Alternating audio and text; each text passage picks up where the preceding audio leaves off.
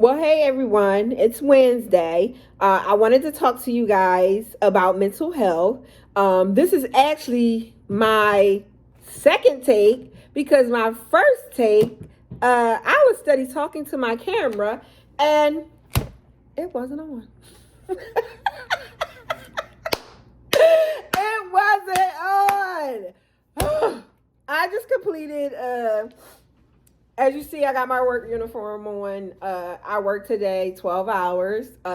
My mind is a little mush because, it's all that going on all day. But yes, I was sitting here talking to my phone and the freaking camera was not on at all. So yeah, that's okay. Yeah. Mental health. But that's what I wanted to talk about, mental health. Mind, body, and spirit. Like today is Wednesday, and one of the things that I do for mental health is I think I said it before. I do meditation with Yana. She's on Facebook every Wednesday at 8:30. I'm actually going to start posting every Wednesday where I'm going to share it into my page, so you guys can do meditation if that's something for you, or even give it a try. Like I think the first time I tried, I was like, this is not for me. My mind will not slow down enough to even listen to what this person is saying or relax enough. But you keep doing it, you can get there. You can be like me. And I think even this past week, I even did it on my own without being guided by someone, telling me where to go from or what I do for motivation. Okay, so mental health, I'm going to give you the definition, is a person's condition with regard to their physiological and emotional well-being. And with that being said, is we're responsible for our mental health. And within the news, and it's a stigma with it. They say mental health issues and mental health services, and yes. But if we're not feeling up to par, we have to. Most of the people that claim they don't have mental issues, they do mental health things to kind of keep themselves mentally healthy, if you know what I mean. So we all have some form of mental health. Not saying we all have issues. I mean, some might do. I don't know. But for mental health, just like we have to take care of our physical health and our spiritual health, we also have to take care of our mental health.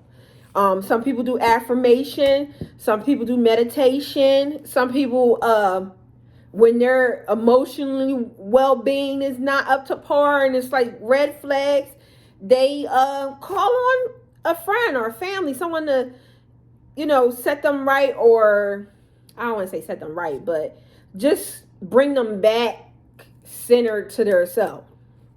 And that's some of the things that I kind of incorporate for my coping mechanisms to improve my mental health. I do positive affirmation. I also started like doing, remember when in school they used to do the read, write, and say it? I've been reading, writing, and say it because it's going to come true. I just had to yell on that because I believe it and receive it. I'm sorry, I keep fooling with this chair these kids and broke. So today I said, an idle mind is the devil's workshop. You hear that all the time, and that's true. Like if you don't take care of your mental health, I'm not saying you have to do the meditation, the positive affirmation. Do what works for you, but you have to something you work at. If you day in and day out, being humbug, then guess what? You're going to be struggling mentally, emotionally, psychologically. Yep, you will. You will. Because when I had my hard days, I would literally hold myself up into my room. I wouldn't deal with nobody. I wouldn't call nobody. I wouldn't text nobody. I didn't want to go nowhere. Like, I feel at my best, so I'm going to stay to myself. And sometimes, and it's good to take time for yourself, but it's not always good to be in that state of mind. You need to bring yourself out of there. So, Oh, also, I had worked with a coworker today, and she's, you know, when you're around intellectual people, some people get overwhelmed with that. Some people thrive on that. For me, someone intellectually, and they dropping nuggets, I'm gonna like, it's like fireworks off of my brain. Like, and we had we took like a little break, like our little lunch break, and we were like talking about stuff and the nuggets. I should have wrote that stuff down, but I remember most of it. So we were talking about actual mental health. And I said, oh yeah, the idle mind is the devil's workshop. Now you know what that means. And she was like, yep, idle hands is the devil's play shop. I like that. But yes, mental health. Even celebrities like struggle with mental health. And I hate that we label it as issues, because we all struggle with that. We all have to work at it and deal with it. Sorry, I keep messing with my hair. I was trying to be color coordinated today. Staying alive, staying alive. I think I'm working out. Lord. I had a patient tell me he wanted me to do his hair. I was like, boy, I can't twist your hair. That takes hours. I got off topic. See, mental health. I'm tired. But also, as I was saying, with the celebrities and everything, just in the news with Miss USA or Miss America, I think USA, she committed suicide. And then with a celebrity son, he committed suicide. Just goes to show you can have everything that you think you want in life and still struggle mentally. You don't have to be, you can be poor, rich, I don't know. Like, it doesn't matter. You still have to do the work. You still have to do the mental health work. The same way you got to work out to take care of your physical, your body. The same way if you want to practice your faith, that you have to go to church, read the Bible, or read the Quran, or whatever y'all do. Yeah, you have to do work.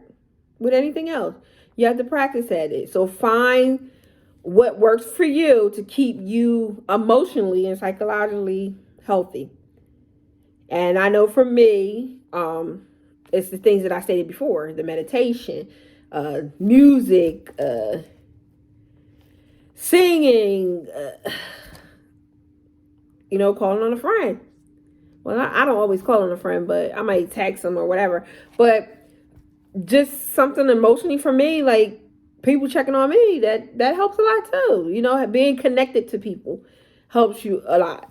Like, makes you feel connected with the world, but it's not where you have to be in their face every day. It's just you're connected. So with the celebrity thing, Oprah, she shows you that with her master classes and having Iyanla Vanzant and Deepak Chopra. Deepak Chopra. I was determined. That's why I was kind of going slow, because I was like, wanted to make sure I get his name right. I jacked it up anyway. But Deepak Chopra, she had him on her show, and he's an Indian American author that deals, talks a lot about the meditation and the mind and things like that. He has a couple books. I haven't read them, but I know he has said that, and he believes in alternative, like, medicine. To each his own. To each his own. But the reason I brought his name up is because he has a lot of good quotes and some good methods.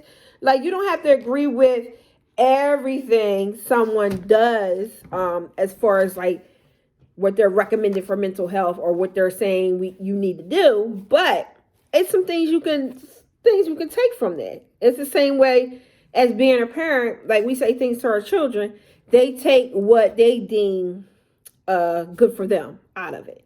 So it's the same with anything that's within this world. You take the nuggets out of it, and then whatever you don't want, give back. Give back. All right. So one of his quotes is, You can't make positive choices for the rest of your life without an environment that makes those choices easy, natural, and enjoyable. And I can agree with that. Because you don't want to be in like a toxic environment, or if you're in a toxic environment, when you get yourself around a positive people and a positive environment, you feel different. You're like a different person than you are around a toxic environment. So just think about that. I'll read it again. If you can't make positive choices for the rest of your life without an environment that makes those choices easy, natural, and enjoyable. And I'll put that in the comments as well for you. I'll put a copy of it because I screenshotted it. So I'm at almost 11 minutes. So I'm about to get off of here. But the last one I'm going to say is from Deepak Chopra. It says, the world sometimes feels like an insane asylum. You can decide whether you want to be an inmate or pick up your visitor's pass. You can be in the world, but not engage in the melodrama of it. You can become a spiritual being having a human experience thoroughly and fully. I feel intellectually just saying that. Do you want me to repeat it? Do you want me to repeat it? I think I can repeat it and get this under 12 minutes and done. The world sometimes feels like an insane asylum. You can decide whether you want to be an inmate or pick up your visitor's pass. You can be in the world, but not engage in the melodrama of it. You can become a spiritual being having a human experience thoroughly and fully. And with that being said, have a good night. Love you guys.